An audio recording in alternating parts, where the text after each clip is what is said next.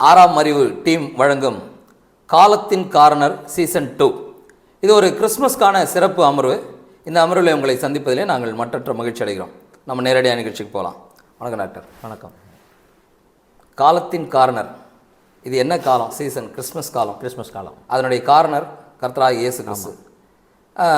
இன்னைக்கு கிறிஸ்தவ சமுதாயம் தவிர்த்து மற்றவர்களும், கிறிஸ்தவர்கள் அல்லாதவர்களும் வீட்டில் குடில் போடுறது தான், கிறிஸ்மஸ் மரம் வைக்கிறது தான், ஸ்டார் கட்டுறது தான், இந்த சாண்டாவோடைய தொப்பியை போட்டுக்கிறது, வணிக நிறுவனங்களில் பார்த்திங்கன்னா அந்த கிறிஸ்மஸ்க்கான அடையாளங்கள் எல்லாம் வச்சுக்கிட்டு எல்லாருமே சேர்ந்து கிறிஸ்மஸ் கொண்டாடுறாங்களே, இது ஒரு நல்ல அடையாளமாக நீங்கள் பார்க்குறீங்களா? இது ஒரு பக்கம் மகிழ்ச்சிக்குரியதாக எல்லாரும் கர்த்தராகிய இயேசு கிறிஸ்துவனுடைய பிறப்பை நினச்சி பார்க்குறாங்களே அப்படின்ற ஆங்கிளில் பார்த்தோம் அப்படின்னு சொன்னால் ஒரு பக்கம் அது சந்தோஷத்தை குறிக்கக்கூடிய விஷயமா இருந்தாலும், இன்றைக்கி உண்மையாகவே எல்லாருமே கர்த்தராகிய இயேசு கிறிஸ்துவனுடைய பிறப்பு, கர்த்தராகிய இயேசு கிறிஸ்து தேவன் மனிதனானார், மனிதனுடைய பாவத்திலிருந்து மனிதனை காப்பாற்றும்படி வந்தார் என்கிற நினைவு உடையவர்களாகத்தான் இந்த எல்லா வேலையும் செய்கிறாங்களா அப்படின்றது கொஞ்சம் சந்தேகமாக தான் இருக்குது. நீங்கள் சொன்ன மாதிரி காலத்தின் காரணர்ன்ற நிகழ்ச்சியில் இன்றைக்கி காலத்தின் காரணரை ஒரு கார்னரில் உட்கார வச்சுருக்கிற ஒரு சூழ்நிலையை தான் நம்ம பார்க்குறோம். ஓரமாக ஒரு பாட்டுக்கு ஒரு குடியில் இவர் தான் இயேசு, இந்த இப்படி தான் பிறந்தாருன்னு சொல்கிறாங்களே தவிர, மற்றபடி அவருடைய பிறப்புக்கும் இந்த கிறிஸ்மஸ் சீசனுக்கும் சம்மந்தமே இல்லாத மாதிரி ஒரு மார்க்கெட்டிங் ஸ்ட்ராட்டஜி மாதிரி இது போய்கிட்டு இருக்குன்னு தான் நான். எதை வச்சு நீங்கள் மார்க்கெட்டிங் ஸ்ட்ராட்டஜின்னு சொல்கிறீங்க? மார்க்கெட்டிங் என்னுடைய கேள்வி முடிக்கல. அதாவது கிறிஸ்து அதனுடைய மையமாக இருக்கிறாரு, கிறிஸ்துவை பற்றி பேசுகிறாங்க, கிறிஸ்துவை பற்றி பாடுறாங்க, கிறிஸ்துவை பற்றி அறிவிக்கிறாங்க, சபைகளையும் தாண்டி பொதுமக்கள் கொண்டாடுறாங்க. இதை நீங்கள் எப்படி மார்க்கெட்டிங் ஸ்ட்ராட்டஜின்னு சொல்லி அதை குறைச்சி மதிப்பிடுறீங்கன்னு நான் நினைக்கிறேன். இல்லை, நான் தான் சொன்னேன், இயேசு கிறிஸ்து எதற்காக பிறந்தார், ஏன் பிறந்தார், அதனுடைய நோக்கம், அவருடைய பிறப்பினுடைய நோக்கத்தை குறித்து பறைசாற்றுவதோ அதை பற்றி நினச்சி பார்க்குறதையோ நான் இங்கே குற்றமாக அது தவறு அப்படின்ற நிலைமையில் நான் சொல்லலை. நான் சொல்ல வர விஷயம் என்னென்னா, இப்போ மயமாக்கப்பட்டிருக்கு எல்லா வணிக வளாகங்களுக்கு போனீங்கன்னா, இன்னைக்கு கிறிஸ்மஸ்க்கு எப்படி தீபாவளிக்கு டெக்கரேஷன் இருக்கோ எல்லாத்துக்கும் இருக்கோ, கிறிஸ்மஸ்க்கும் ஒரு டெக்கரேஷன் இருக்குது. ஆனால் அந்த இடத்துல கிறிஸ்து பிரதானமாக்கப்பட்டிருக்கிறாரா அப்படின்னு பார்த்தா இல்லை. எல்லாருடைய வீடுகள்லையும் இன்றைக்கி கிறிஸ்தவர்கள் அல்லாதவர்களுடைய வீடுகளில் கூட, என்னுடைய நண்பர்களுடைய வீடுகளாக இருக்கட்டும், என்னுடைய ஒய்ஃப் வேலை பார்க்குற ஸ்கூலில் இருக்க டீச்சர்ஸுடைய வீடுகளாக இருக்கட்டும், எல்லா இடங்களிலுமே கிறிஸ்மஸ் ட்ரீ, நடிகர்கள் முதல் கொண்டு எல்லாரும் போஸ்ட் பண்ணுறாங்க, கிறிஸ்மஸ் சீசன் ஸ்டார்டட், எல்லாம் இதாகிடுச்சு. ஆனால் யாருமே கிறிஸ்மஸ் சீசன் ஸ்டார்டட்னு சொல்கிறாங்களே தவிர யாரை நினைவு கூறுறாங்க அப்படின்னு பார்த்தா அதில் நினைவு கூறுறதுக்கு எதுவுமே இல்லை. It's about gifts, it's about bells, celebration, it's about celebration, அவ்வளோதான். எதை பற்றிய செலிப்ரேஷன் அது வெளியில் வரது கிடையாது, அதை பற்றி பேசுகிறதும் கிடையாது. அதை பற்றி பேசுனா நீ ரிலீஜியஸாக போயிடுறேன்னு சொல்லிட்டு ஸ்டாப் பண்ணிடுறாங்க. ஆனால் இந்த ஸ்ட்ராட்டஜி, இது ஏன் மார்க்கெட்டிங் ஸ்ட்ராட்டஜின்ற மாதிரி நான் பார்க்குறேன் அப்படின்னு சொன்னால், இதை பேஸ் பண்ணி ஏகப்பட்ட வியாபாரம் போய்கிட்டு இருக்கு, இதை பேஸ் பண்ணி விளம்பரங்கள் போயிட்டுருக்கு. பர்சனலாக கூட ஒரு ஸ்டேட்டஸ் சிம்பிள் ஆயிடுது. நான் என்னுடைய ஸ்டேட்டஸை காட்டுறதுக்கு ஏற்ற மாதிரி நான் மரம் வச்சுக்கிறது, அதுக்கேற்ற டெக்கரேஷன் நான் பண்ணிக்கிறது முதல் கொண்டு ஒரு ஸ்டேட்டஸ் சிம்பிளாகவும் கிறிஸ்மஸ் மாறிடுச்சு. எப்படி பொங்கல் வந்தால் கரும்பையும் பானையும் வச்சுக்கிட்டு ஒரு ஃபோட்டோ எடுத்து போடுறதோ, அதே மாதிரி தீபாவளி சமயத்தில் ஒரு பட்டாசு இல்லை ஸ்வீட்டை வச்சுக்கிட்டு இருக்குதோ, அந்த மாதிரி இது வரும் பண்டிகையாக மட்டும் போச்சு. இதனுடைய உண்மையான அர்த்தம் மக்களுக்கு போய் சேரலைங்கிறீங்க. ஆமாம், மக்களுக்கு போய் சேரலை. அது சேர விடாமல் பண்ணுறது தான் இந்த மார்க்கெட்டிங் ஸ்ட்ராட்டஜி. நான் சொல்ல ஒரு விஷயம் என்னென்னா, எல்லாரும் ஃபோக்கஸ் எது மேலே வச்சுருக்கிறாங்க அப்படின்னு சொன்னால், டெக்கரேஷன்ஸ், சாண்டா கிளாஸ் மேலே இருக்கிற ஃபோக்கஸ் அளவு கூட ஜீசஸ் கிரைஸ்ட் மேலே ஃபோக்கஸ் இல்லாமல் போச்சு. அது துக்கமான விஷயம். ஆமாம், நீங்கள் முதல்ல சொன்ன மாதிரி கார்னரை ஒரு கார்னரில் வச்சு. ஆமாம், என்ன பண்ணி இதை சரி பண்ணலாம்? இதில் திருச்சபையினுடைய கடமை என்னன்னு நீங்கள் சொல்கிறீங்க, அல்லது தனிப்பட்ட கிறிஸ்தவர்களுடைய கடமை என்ன? இப்போ கிறிஸ்தவ தலைவர்கள்லாம் இதை சொல்லலையே, நீங்கள் தான் சொல்கிறீங்க. இல்லை, இது நான் கடமையாக ஏன் பார்க்குறேன், இந்த நேரத்தில் நம்ம இதை பற்றி பேசுகிறது ஏன் கடமையாக பார்க்குறேன் அப்படின்னு சொன்னால், கர்த்தராகிய இயேசு கிறிஸ்து இந்த பூமியில் அவரோ அவருடைய சீஷர்களோ என்னுடைய பிறந்த நாளை நீங்கள் கொண்டாடுங்க, இயேசு கிறிஸ்துவனுடைய பிறந்த நாளை கொண்டாடியதாகவோ கொண்டாட வேண்டும் என்றோ கட்டளை போட்டோ நம்ம வேதாமத்தில் எங்கேயுமே பார்க்க முடியாது, ஆலோசனை சொல்லியும் பார்க்க முடியாது.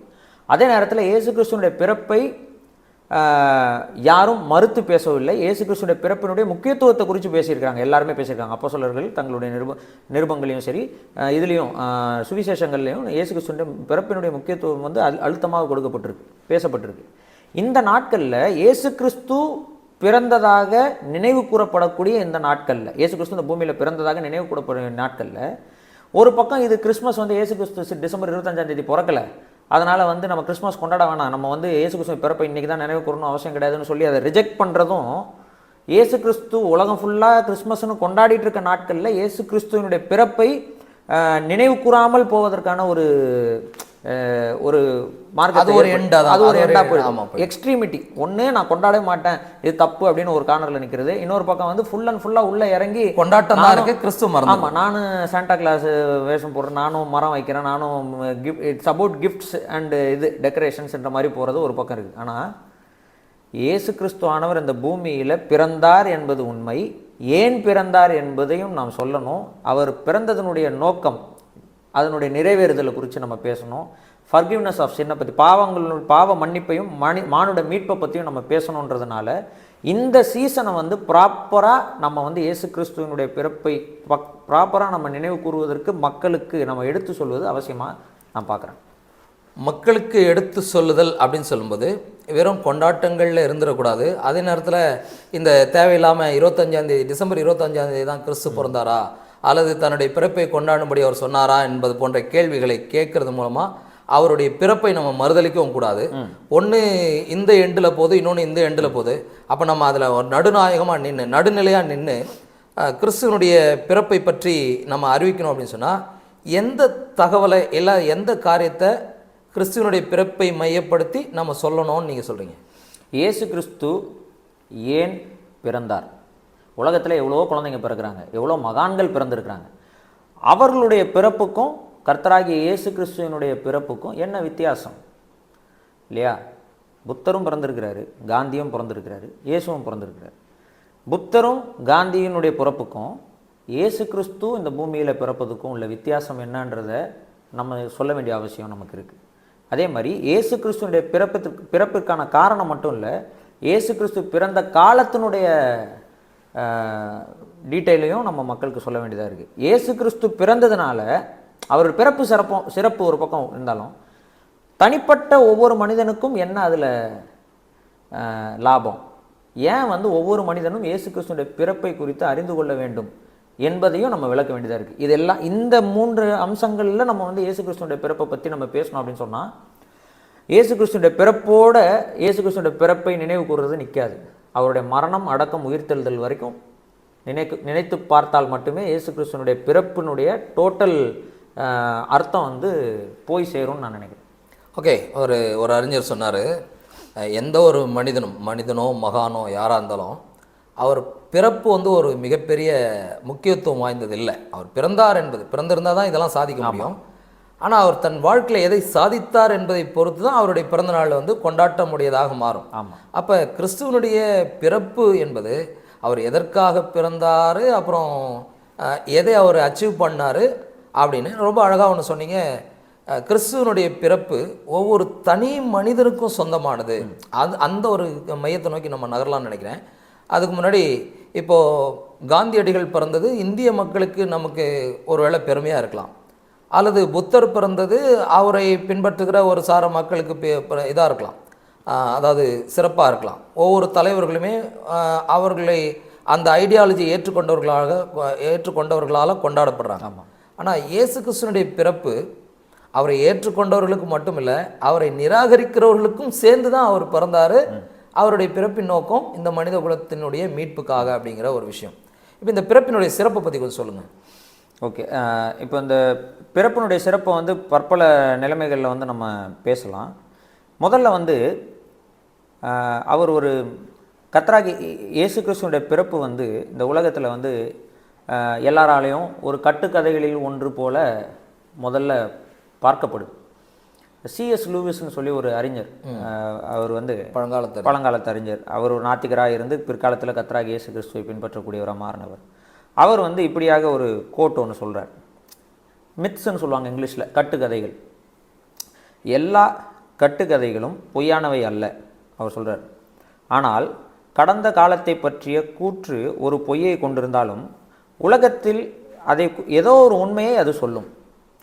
இப்போ உதாரணத்துக்கு குற்றவியல் விசாரணைகளிலும் இது உண்மைதான். நீதிபதிகள், ஜூரிகள் உட்காந்துருக்கவங்கள்ட்ட சொல்லுவாங்க, என்ன சொல்லுவாங்க, சாட்சி சில விஷயங்களில் பொய் சொன்னதாக நீங்கள் நினைத்தால் அதில் ஏதாவது ஒரு உண்மை இருக்கிறதா நீங்கள் ஆராய வேண்டும். ஏன்னா சாட்சி சொல்கிறது ஒரு விஷயத்தை சொல்கிறாங்க அப்படின்னு சொன்னால் அதில் உண்மையும் இருக்கும், பொய்யும் இருக்கும். அது மாதிரி இந்த உலகத்தில் இருக்கக்கூடிய எல்லா புராண கதைகளிலும் கட்டுக்கதைகளிலும் அது எனி லாங்குவேஜ் இல்லை, எந்த மக்கள் எந்த இனத்தினுடைய புராண கதைகளாக இருந்தாலும் அவைகள் எல்லாவற்றிலும் ஒன்று ரெண்டு உண்மை இருக்கும். அது மெயினாக என்ன உண்மை நம்ம எல்லா புராண கதைகளையும் பார்க்க முடியும் அப்படின்னு சொன்னால், கடவுளை பற்றிய சில குணப்பண்புகளை கடவுள்னா இப்படிப்பட்டவராக இருப்பார் என்கிற ஒரு அறிவு மனிதனுக்கு எல்லா காலத்திலும் இருந்திருக்கிறது. கடவுள் என்பவர் சில அதாவது மனிதர்களிடத்தில் இல்லாத விசேஷமான சில குணப்பண்புகள் கடவுளிடத்தில் இருக்குது. அவர் எல்லா இடத்துலையும் இருக்கக்கூடியவராக இருப்பார், அவருக்கு எல்லாமே தெரியும், அவரால் எல்லாமே முடியும் என்கிற அட்லீஸ்ட் மெயினாக இந்த 3 குணப்பண்புகள் கடவுள்கிட்ட இருக்குது என்கிற ஒரு புரிதல் மக்கள் இடத்துல இருந்திருக்குதுன்றதை நம்ம எல்லா புராண கதைகளையும் வாசிக்கும் போது நம்ம புரிந்து கொள்ள முடியும். இப்போது இதுலேயும் நான் வந்து என்னுடைய ஒர்க் இல்லை, இது வந்து இன்னொரு அறிஞருடைய ஒர்க்கை தான் நான் உங்ககிட்ட கொண்டு வரணும்னு நினைக்கிறேன். வார்னர் ஜே வாலஸ் அப்படின்ற ஒருத்தர் வந்து ஒரு புக் ஒன்று எழுதியிருக்கிறார்.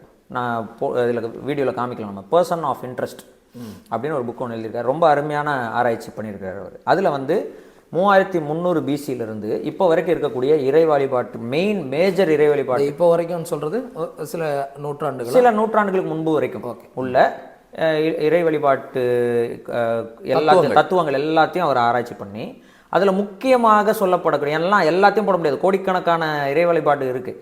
அதில் ஒரே மாதிரி இருக்கக்கூடிய விஷயங்களுடைய மேஜர் அடையாளங்களாக காணப்படக்கூடிய, இப்போ உதாரணம் மேஜர் ரிலீஜன்ஸ் சொல்லலாமா? மேஜர் ரிலீஜன்ஸ் மட்டும் இல்லை, மைனர் ரிலீஜன்ஸ்லேருந்து எடுத்திருக்காரு. பட் அதிலிருந்து முக்கியமான கடவுள்களாக காணப்படக்கூடிய இம்பார்ட்டன்ஸ். இப்போ உதாரணத்துக்கு பார்த்தீங்க அப்படின்னா இந்தியாவில் வந்து 2 கடவுள் எடுத்திருக்காரு. ஒன்று கிருஷ்ணர் எடுத்திருக்காரு, இன்னொன்று இந்திரன் எடுத்திருக்காரு. சரிங்களா? அந்த மாதிரி எல்லா ஊர்லேயும் எடுத்திருக்காரு. இந்த மாதிரி இவங்க எல்லாரையும் எடுத்து அவர்களோட குணப்பண்புகளை ஆராய்ஞ்சு அதை 15ஆக டிவைட் பண்ணி, இந்த 15 வந்து இந்த 15க்குள்ளே தான் இவங்க எல்லாரோட குணப்பண்பும் இருக்கும். ஆனால் இவங்க எல்லாருக்கிட்டையும் அது எல்லாமே இருந்ததில்லை. ஆனால் கர்த்தராகி இயேசு கிறிஸ்துவிட்ட இந்த 15மே இருக்கு. என்னென்னு நான் சொல்கிறேன். தவிர்க்க முடியாதவராக இருப்பார். ஓகே. அதுக்கப்புறம் ஒரு ஏகாதிபத்தியமாக இம்பீரியலாக இருப்பார், அதாவது ஒரு ராஜ பரம்பரையில் இருப்பாங்க. அதுக்கப்புறம் இன்எக்ஸ்பிளிக்கபிள், அவரை பற்றி விவரித்து முடிக்க முடியாது அந்த குவாலிட்டி. அப்புறம் இன்சுலேட்டட், அதாவது அவருக்கு மட்டும்தான் அது இருக்கிறது என்கிற நிலைமையில காப்பிடப்பட்ட அப்படின்னு தமிழில் டிரான்ஸ்லேட் ஆயிருக்கு. காப்பிடப்பட்ட ஒரு இது, பாதுகாக்கப்பட்ட. ஆமாம். அதுக்கப்புறம் வந்து இன்வெய்கிள்டு அப்படின்னு சொல்கிறார், அதாவது அது ஏற்றுக்கொள்ளப்படத்தக்க உள்வாங்கப்படுகிற நிலைமையில் இருக்கக்கூடியவராக இருக்கிறார். அதுக்கப்புறம் identified by somebody else as God, அடையாளம் காணப்பட்ட. அதுக்கப்புறம் வந்து இன்க்ரெடிபிள், நம்பவே முடியல அப்படின்னு வியக்கத்தக்க நிலைமையில்.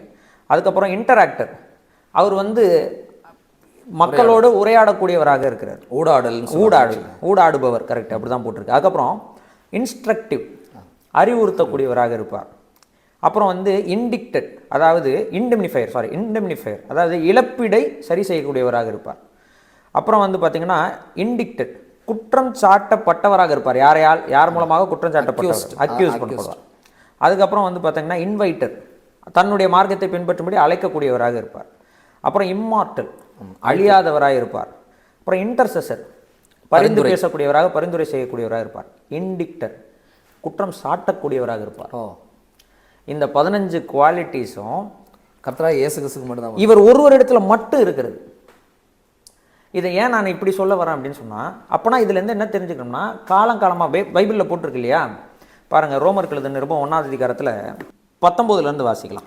தேவனை குறித்து அறியப்படுவது அவர்களுக்குள்ளே வெளிப்பட்டிருக்கிறது, கடவுளை குறித்து அறியப்படுவது அவர்களுக்குள்ளே வெளிப்பட்டிருக்கிறது, கடவுளே அதை அவர்களுக்கு வெளிப்படுத்தி இருக்கிறார். யாருக்கு எப்படி வெளிப்படுத்தி இருக்கிறாராம்? எப்படி எனில், காணப்படாதவைகளாகிய அவருடைய நித்திய வல்லமை, தேவத்துவம் என்பவைகள் உண்டாக்கப்பட்டிருக்கிறவைகளினாலே உலகம் உண்டானது முதற்கொண்டு தெளிவாய் காணப்படும். ஆதலால் அவர்கள் போதும். இப்போ அவர் என்ன சொல்ல போறாங்க? For since the creation of the world, உலகத்தை உண்டாக்குன நாளிலிருந்து ஹிஸ் இன்விசிபிள் அட்ரிபியூட்ஸ், பார்க்க முடியாத அவருடைய குணப்பண்புகள் ஆர் கிளியர்லி சீன், தெளிவாய் காணப்படும். எதை கொண்டுனா உண்டாக்கப்பட்டவைகளின் மூலமாக காணப்படும். அப்போ எல்லா காலத்திலும் எல்லா மனுஷனுக்கும் கடவுள் யாருன்னு தெரியாதுன்னு சொல்லி கடவுள்கிட்ட போயிட்டு சாக்கு சொல்ல முடியாது, போக்கு சொல்ல இடம்லன்னு சொல்லி. அப்போ இதுல இருந்து என்ன தெரியுதுன்னா, 3300 BC-யில் ஆரம்பிச்சு அப்பத்திலிருந்து இப்போ வரைக்கும் கடவுளினுடைய குணப்பண்புகளை உடையவராக சில கடவுள்களை இவர்கள் என்ன செஞ்சிருக்காங்க, மனிதர்கள் வந்து உருவாக்கி வந்திருக்கிறாங்க.